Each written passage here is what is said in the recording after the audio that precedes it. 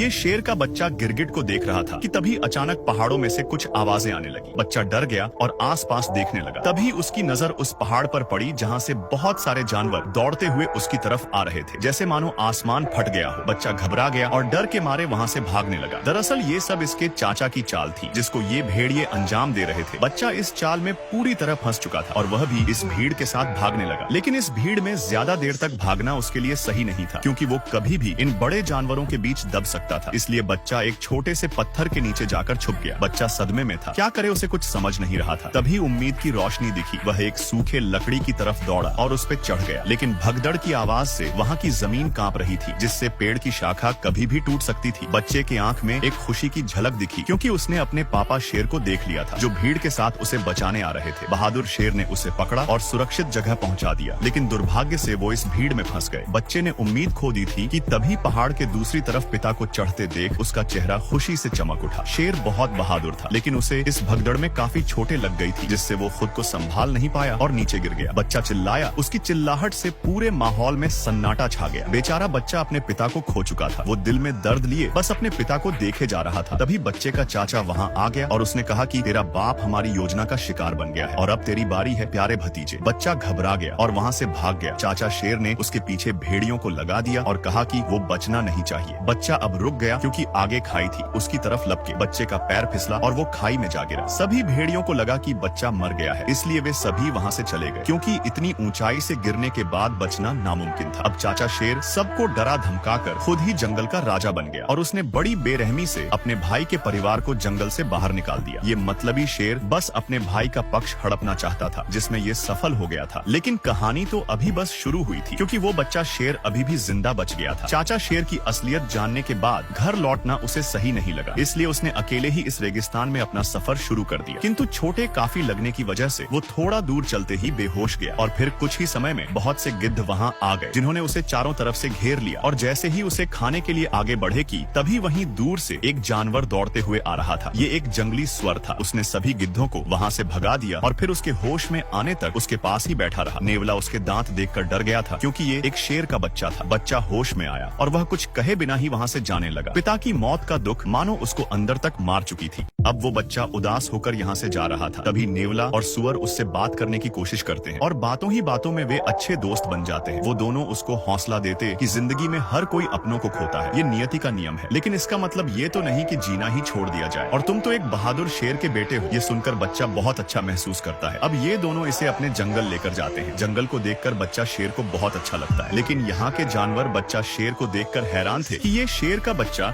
इनके जंगल में कहाँ से आया, क्योंकि इनका मानना था कि शेर कभी भी इनके हितैषी नहीं हो सकते। लेकिन नेवला और सुअर ने किसी की बात नहीं मानी और कुछ समय बाद सब लोग साथ में मिलकर रहने लगे। ऐसे ही साथ में रहते रहते कुछ साल बीत गए। अब वो बच्चा बड़ा हो चुका था, जिसको सब सिम्बा के नाम से जानते थे, जो बिल्कुल अपने पिता की तरह ही दिखता था। इधर चाचा शेर ने जंगल में टहलका मचा रखा था। वह अपनी भूख मिटाने के लिए निर्दोष जानवरों की हत्या करता। समय के साथ इसका लालच और भी ज्यादा बढ़ गया था। इसके राज्य में किसी को भी खाना नसीब नहीं होता था, क्योंकि ये अपने सिवा किसी को शिकार नहीं करने देता था, जिससे सिम्बा के परिवार वाले हमेशा भूखे रह जाते थे। लेकिन फिर भी सिम्बा के परिवार वाले बहुत बेबस थे। वे कुछ नहीं कर सकते थे, क्योंकि उनके चारों तरफ चाचा शेर का दबदबा था। और सिम्बा की माँ भी बहुत बहादुर थी। वह बोलती है कि हम अपने गौरव भूमि को ऐसे नहीं छोड़ सकते और न ही हम ऐसे भूखे मर सकते हैं। हमें कुछ न तो कुछ करना चाहिए। सभी उसकी बातों में हामी भरने लगते हैं कि तभी दूसरी शेरनी कहती है, लेकिन उस शेर के खिलाफ जाएगा कौन? किसमें इतनी हिम्मत है? तभी वहाँ भेड़िया आ जाता है और सिम्बा की माँ को अपने साथ लेकर जाता है। सब डरे थे कि अब क्या होने वाला है। सिम्बा की माँ शेर के पास जाती है तो शेर ने कहा कि मुझे पता है तुम लोग क्या योजना बना रहे हो, लेकिन तुम्हारी कोई भी योजना काम नहीं करेगी। सिम्बा की माँ ने कहा, आखिर कब तक तुम ऐसे निर्दोष जानवर की हत्या करोगे? बंद करो ये सब। तभी शेर कहता है कि शिकार करना हमारा फितरत है, अगर हम शिकार नहीं करेंगे तो हम खाएंगे क्या? तो सिम्बा की माँ बोलती है, लेकिन तुम गलत तरीके से कर रहे हो, यह सब गलत है। तो गुस्से में आकर शेर आदेश देता है कि ये बचा कुचा शिकार भेड़िया खाएंगे और तुम्हारा परिवार आज भी भूखा मरेगा, और फिर वहाँ से चले जाता है। इधर सिम्बा पूरी तरह से जंगल में घुल मिल गया था। वह अपने परिवार को भूल ही चुका था, लेकिन रात के घने अंधेरे में वह तारों की तरफ देखते हुए अपने पिता को जरूर याद करता और उदास हो जाता, क्योंकि पिता के मौत का दोषी वो खुद को मानता था। उसी समय उसका एक बाल टूटकर पानी में गिर जाता है, जिसे घास समझकर एक चिड़िया उठाकर अपने घोंसले में ले आती है और दूसरी चिड़िया उससे फेंक देती है, क्योंकि वह जानती थी कि ये घास नहीं एक जानवर का बाल है। अब बाल उड़कर जमीन पर जा गिरता है। तभी उस बाल को उठाकर एक चींटी लेकर जाने लगती है। वहीं पास में बैठे बंदर की नजर उस बाल पर पड़ जाती है। वह उसे उठाकर पहचान जाता है कि ये बाल सिम्बा का है, जिससे वो अंदाजा लगा लेता है कि सिम्बा अभी भी जिंदा है। ये संदेश उसके लिए और पूरे जंगल के लिए एक खुशी का संदेश था। उसे एक उम्मीद मिल गई कि भगवान के घर में देर है पर अंधेर नहीं। यहाँ सिम्बा के दोस्त पर एक शेरनी हमला कर देती है। उस जंगल में शेरनी घुस चुकी थी। सिम्बा के दोस्त अपनी जान हथेली में लेकर भाग रहे थे, लेकिन शेरनी के रफ्तार के आगे वे दोनों कब तक टिक पाते। अब दोनों का जान बचाना मुश्किल था, लेकिन तभी वहाँ सिम्बा आ जाता है और हमला कर देता है। दोनों ही शेर जाबाज थे, फिर भी शेरनी उसके मुकाबले में आगे निकल गई। उसने सिम्बा को दबोच लिया, लेकिन सिम्बा उसे पहचान लेता है और उसे लाना कहकर पुकारता है। शेरनी समझ जाती कि ये कोई और नहीं बल्कि सिम्बा है, क्योंकि सिम्बा ही उसे इस नाम से पुकारता था। दरअसल दोस्तों, लाना सिम्बा के बचपन का प्यार था, जो उसे आज कितने सालों बाद मिला था। सालों की जुदाई से दोनों बहुत भावुक हो जाते हैं। अगर प्यार में सच्चाई हो तो वो कभी न कभी जरूर मिलता है, देर से ही पर मिलता है। लाना बहुत खुश थी कि सिम्बा अभी भी जिंदा है। तभी सिम्बा ने कहा, लाना ये मेरा जंगल है, यहाँ तुम्हें बहुत सुकून मिलेगा। तो लाना ने कहा, सिम्बा ये जंगल छोड़ो और अपने घर चलो। तुम्हारे चाचा शेर ने हम पर बहुत जुल्म किए हैं। उसने हमारे देवभूमि को नर्क बना दिया है। अब तुम्हें वापस चलना चाहिए। लेकिन सिम्बा जाने से मना कर देता है और लाना को यहाँ कुछ देर और रुकने को कहता है। लाना उसकी बात मान लेती है और फिर सिम्बा उसे पूरा जंगल घुमाने लगा। लाना को ये जंगल बहुत पसंद आया था। दोनों बहुत घूमते और बहुत सारी यादें बनाते। आखिरकार कितने सालों बाद सिम्बा अपने प्यार से मिला था। अब दोनों घूम ही रहे थे कि तभी लाना कहती है, अगर तुम जिंदा थे तो फिर घर क्यों नहीं आए? तुम्हें अपने लोगों की याद नहीं आती है क्या? तुम्हारे चाचा शेर ने हम सब पर बहुत जुल्म किए हैं, हमारी दुनिया ही उसने बर्बाद कर दी। तो सिम्बा कहता है, मुझे इससे कोई फर्क नहीं पड़ता, अब यही मेरी दुनिया है। सिम्बा पूरी तरह से बदल गया था। लाना ने कहा, सिम्बा तुम्हारे पिता बहुत बहादुर थे, लेकिन तुम उनके जैसे बिल्कुल भी नहीं हो। तुम तो बहुत मतलबी और डरपोक हो। लेकिन फिर भी सिम्बा जाने के लिए नहीं बोलता है, जिससे लाना गुस्से में वहाँ से चली जाती है। अब रात को सिम्बा उदास होकर जा ही रहा था कि उसे एक बंदर दिखता है। ये बंदर सिम्बा को जानता था, लेकिन सिम्बा इसे नहीं जानता था। बंदर उसके पास जाता है, लेकिन सिम्बा उसे पहचानने से इनकार कर देता। तो बंदर कहता है कि मैं तुम्हारे पिता को जानता हूँ और चाहो तो मैं तुम्हें उनके पास ले जा सकता हूँ। सिम्बा हैरान था, लेकिन खुश भी था कि शायद उसके पिता जिंदा है। अब दिल में उम्मीद लिए वह बंदर के पीछे दौड़ पड़ा। बंदर नदी के किनारे बैठ जाता है और सिम्बा को नदी में देखने को बोलता है। जब सिम्बा नदी में देखता तो उसे अपने में पिता की झलक दिखती है। बंदर कहता है कि तुम्हारे पिता तुम्हारे अंदर है, जिससे वह जोश में आ जाता है। तभी आसमान में बिजली चमकी और एक आवाज आई। ये आवाज उसके पिता शेर की थी, जो कह रहे थे कि बेटा तू जाबाज है, तुझे हमारी गौरव भूमि को बचाना है, क्योंकि हम एक जाबाज प्रजाति से हैं और शेर जंगल का राजा होता है। राजा ये सुनकर सिम्बा जोश से भर गया और अब उसके अंदर सोया हुआ शेर जाग चुका था। वो पूरी तरह से तैयार था। अपने गौरव भूमि को बचाने के लिए उसने जोर से दहाड़ लगाई और इस लड़ाई का आगाज कर दिया। अब यह सिम्बा का नया रूप था, जिसे हराना नामुमकिन था। सिम्बा अपने गौरव भूमि की तरफ निकल पड़ा और कुछ दूर पर उसे लाना भी मिल गई। लाना उसका यह रूप देखकर बहुत खुश हुई। अब दोनों साथ में अपने गौरव भूमि पर पहुंच चुके थे। अपने भूमि की ये हालत देख वह बहुत दुखी हो गया। तभी लाना कहती है, सिम्बा अब आगे क्या करोगे? बोली, सिम्बा आगे क्या करोगे? सिम्बा ने कहा, अपनी भूमि की रक्षा करूंगा, जिसकी जिम्मेदारी मेरे पिता ने दी है। उसी समय एक पक्षी उसके पास आया। ये सिम्बा के परिवार का हिस्सा था। उसने सिम्बा को प्रणाम किया। कुछ देर बाद सिम्बा के दोस्त भी आ गए। वे जानते थे कि यह लड़ाई आसान नहीं होगी, लेकिन फिर भी वे उसके साथ खड़े थे। सिम्बा ने उन्हें समझाया कि इस राह में मौत है, तुम लोग वापस चले जाओ। तभी सुअर कहता है, हम जब तक जिंदा है तब तक तुम्हारा साथ देंगे। इस युद्ध में सभी जानवर सिम्बा के साथ कंधे से कंधा मिलाकर खड़े थे। अब सिम्बा सभी को अपने साथ लेकर आगे बढ़ा, लेकिन सामने रास्ते में कुछ भेड़िए भोजन कर रहे थे। सिम्बा ने उन सभी का ध्यान भटकाने की जिम्मेदारी अपने दोस्तों को दिया। नेवला और सुअर उनके सामने आ गए और भेड़ियों का ध्यान अपनी ओर खींच लिया। भेड़िए उन्हें देखकर दहाड़ते हुए दौड़े और इस बीच सिम्बा लाना के साथ दूसरे रास्ते से आगे बढ़ गया। दूर पहाड़ी पर बैठा बूढ़ा बंदर ये सब देख रहा था। उसकी आंखों में वर्षों का अनुभव और अब एक नई चमक थी। उसने अपने हथियार को फिर से उठाया, जिसे उसने मुफासा की मौत के बाद त्याग दिया था, लेकिन अब सिम्बा के लिए वो भी लड़ने को तैयार था। इधर चाचा शेर सिम्बा की माँ को अपनी रानी बनने को बोल रहा था। अगर उसने ऐसा नहीं किया तो वो उनके पूरे परिवार को खत्म कर देगा, लेकिन सिम्बा की माँ मना कर देती है। तो चाचा शेर कहता है, मैं मुफासा से ज्यादा शक्तिशाली हूँ। इस पर सिम्बा की माँ कहती है, तुम मुफासा के सामने भीगी बिल्ली हो। चाचा शेर गुस्से में आकर शेरनी पर हमला कर दिया। चाचा शेर की नीयत बहुत खराब थी। जिसकी नीयत खराब हो वो दूसरों का कभी भला नहीं कर सकता है। तभी एक खौफनाक दहाड़ की आवाज सुनाई दी। ये दहाड़ सिम्बा की थी। सिम्बा को देखकर चाचा शेर डर गया। उसे लगा कि ये उसका भाई है, क्योंकि सिम्बा बिल्कुल अपने पिता के जैसे दिखता था। तभी सिम्बा ने कहा कि दूर हो जाओ मेरी माँ से। शेरनी की आंखों से आंसू बह निकले। सालों बाद वो अपने बेटे को देख रही थी। वो उसे गले से लगा लिया और कहा, बेटा इतने दिनों से कहाँ थे? तो सिम्बा कहता है, माँ अब मैं सब कुछ ठीक कर दूंगा। उसकी वापसी से जैसे पूरे परिवार को फिर से जीने की वजह मिल गई थी। अब उनकी जिंदगी में रोशनी आने वाली थी। सिम्बा को जिंदा देखकर चाचा शेर को बहुत गुस्सा आया और उसने कहा, भतीजे तुम्हें जिंदा देखकर बहुत खुशी हुई। सिम्बा ने कहा, काश चाचा तुमने थोड़ा अच्छा काम कर लिया होता तो शायद मैं तुम्हें आज छोड़ देता। तो चाचा शेर ने कहा, तमीज से बात करो, तुम इस जंगल के राजा के सामने खड़े हो। उसी समय लाना ने पूरे जंगल के सामने ऐलान किया, अब से हमारा राजा सिम्बा है और हम उसके लिए लड़ेंगे। सिम्बा के परिवार ने भी दहाड़ लगाकर युद्ध का आगाज किया। सिम्बा ने चेतावनी दी, अपनी हार स्वीकार कर लो चाचा, अब तुम्हारे पास कोई और रास्ता नहीं है। लेकिन चाचा शेर भी चालाक था। उसने कहा, अरे बच्चे, मैं नहीं चाहता कि मैं तुम्हारा काल बनूं। और तुम सबको पता है कि सिम्बा ने क्या किया है। प्यारे भतीजे, तुमने इनको बताया नहीं कि तुम अपने पिता के हत्यारे हो। अपना गुनाह कबूल कर लो और सबको बताओ कि तुम्हारे वजह से हमारे महान राजा मारे गए थे। अब सिम्बा का पूरा परिवार बेचैनी से सिम्बा को देखने लगा। तभी सिम्बा सिर झुकाते कहता, हाँ पिताजी, मेरे वजह से मारे गए थे। अब चाचा शेर ने अपनी चालाकी दिखाना शुरू कर दिया। उसने कहा, प्यारे भतीजे, तुमने इनको बताया नहीं कि तुम महाराज के कातिल हो। अब अपना जुर्म कबूल कर लो। ये सुनकर सिम्बा का पूरा परिवार सिम्बा को बेचैनी से देखने लगा। तभी सिम्बा ने सिर झुकाते हुए कहा, हाँ पिताजी, मेरे वजह से मारे गए थे। मौके का फायदा उठाते हुए चाचा शेर ने कहा, देखो, ये है तुम्हारा मसीहा जो अपने ही बाप का हत्यारा है। आज इसी की वजह से महाराज हमारे बीच में नहीं है। और ये क्या राजा बनेगा जिसने अपने ही पिता को निगल लिया। चाचा शेर ने अपनी चालाकियों से सिम्बा की आवाज को दबा दिया और उसके पूरे परिवार को उसके ही खिलाफ कर दिया। वो कहते हैं ना, सांप भी मर जाए और लाठी भी ना टूटे। ये वाली हालत उसने सिम्बा का कर दिया था। अब चाचा शेर उसे डराने लगा और कहा, मेरे कदमों में गिर भतीजे। तभी घबराहट में सिम्बा का पैर फिसला और अब वो चट्टान पर लटका हुआ था। उसी समय अचानक से एक आग उगलती हुई बिजली गिरी। अब वो समय आ गया था जब एक पापी का अंत होने वाला था। चाचा शेर ने कहा, यही खौफ मैंने तुम्हारे पिता की आंखों में देखा था, जब तुम्हारे पिता इसी तरह अपनी जान की भीख मांग रहे थे। फिर चाचा शेर ने उछलकर सिम्बा के पैर को दबा लिया और धीरे से कहा, प्यारे भतीजे, तेरे पिता को मैंने ही मारा था, बिल्कुल इसी तरह से, और आज तेरी बारी है। इतना सुनते ही सिम्बा को वो दर्द भरे पल याद आने लगे। सिम्बा की आंखों में आग जल उठी। उसने पूरी ताकत से चाचा शेर के बाल पकड़े और चट्टान पर वापस चढ़ाया और चिल्लाकर कहने लगा, कैसे भाई हो तुम जो अपने ही भाई को खा गया। तभी चाचा शेर ने कहा, ये अपना जुर्म छुपाने के लिए मुझे फंसा रहा है, इसकी बात मत सुनो। शेरनी ने कहा, जब तुमने महाराज को मारा नहीं तो तुमने उनकी आंखों में कैसे देखा। ये सुनते ही चाचा शेर का चेहरा फीका पड़ गया। अब उसका अंत करीब था। फिर भी उसने हार मानने के बजाय भेड़ियों को आदेश दिया, मार डालो इन सबको। वो सारे खतरनाक भेड़िए सिम्बा के ऊपर टूट पड़े। एक भयंकर युद्ध छिड़ गया। सिम्बा अकेले ही उन भेड़ियों का सामना करने लगा। इधर लाना ने भी परिवार को लड़ने का आदेश दिया। सिम्बा का पूरा परिवार एकाएक कर भेड़ियों पर टूट पड़ा। ये था एक भीषण युद्ध जो सदियों से रुका हुआ था। तभी इतने सारे भेड़ियों के बीच एक अकेला सिम्बा कमजोर पड़ने लगा। अपना पल्ला भारी देख सारे भेड़िए उसे मिलकर नोचने लगे। कमेंट करते ही पार्ट 6 मिल जाएगा।